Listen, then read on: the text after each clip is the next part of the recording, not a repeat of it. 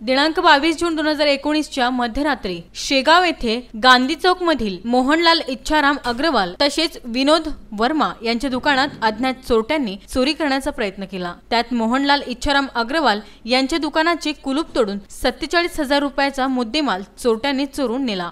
विनोद वर्मा यांच्या दुकानाचे 4 कुलूप सोडले, मात्र आजूबाजूच्या कुजबूज होताच चोरट्यांनी तेथून पळ काढला। या घटनेमध्ये मोहनलाल इच्छाराम अग्रवाल यांच्या दुकानातून चांदीच्या वस्तूंसोबत दुकानात असलेली सीसीटीव्ही कॅमेरे, टीव्हीआर सुद्धा चोरट्यांनी काढून नेले आहेत। 3 वाजता मला माहित पडला, पवन महाराजचा फोन आला होता मला की दुकान फुटलेले आहे म्हणून। मी दुकानावर येऊन पाहिलं तर ते सारे लॉक वगैरे सारे फोडलेले होते, तोडलेले होते लॉक वगैरे, आणि आतलं जे सामान होतं ते थोडाफार नेलेलं होतं त्यांनी। त्यातले चांदीचे चेनपट्ट्या वगैरे नेले, चांदीच्या पाटल्या नेले, एक सोन्याची अंगठी होती वर ठेवलेली, ते वर अंगठी नेली, आणि ते आपले चांदीची मूर्ती होती ते नेली। 25-30 हजार रुपयाचा होता तो। सीसीटीव्ही कॅमेराचे ते कॅमेराही नेले तोडून, आणि DVR बी नेला त्यांनी।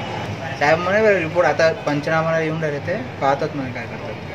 लाखो रुपये खर्च करून शेगावच्या विकासाकरिता माजी मुख्याधिकारी अतुल चंद्र पंथ यांनी 147 सीसीटीव्ही कॅमेरे प्रत्येक चौकात लावून सुरू करून पोलीस प्रशासनाच्या ताब्यात दिले। त्याचे LCD connection police station Shegaon येथे असून आज रोजी हे संपूर्ण कॅमेरे बंद आहेत। त्यामुळे या संपूर्ण घटनेची शासनाच्या कोणत्याही कॅमेऱ्यामध्ये जेरबंदी झाली नाही। अतुल चंद्र पंथ यांनी हे कॅमेरे लावले होते, ती सुविधा आज नगर परिषद शेगावकडून मिळत नाही आहे।